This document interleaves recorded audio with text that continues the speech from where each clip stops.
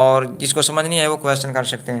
تو یہ ایک کویشچن ہو رہا ہے کہ صاد کو کس طرح پڑھا جاتا ہے۔ ان کا کویشچن کرنے کا مقصد یہ ہے کہ صاد کو کس طرح پڑھا جاتا ہے۔ تو یہ توجہ سے سنیں، صاد اور یہ 3 لیٹرز ایسے ہیں جن کی آواز میں کچھ لوگ فرق نہیں کرتے۔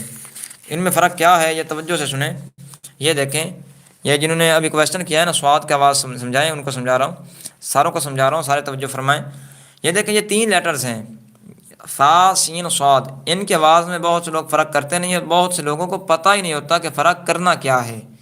یہ زیادہ افسوسناک بات ہے، پتہ ہی نہیں ہے، ٹھیک ہے۔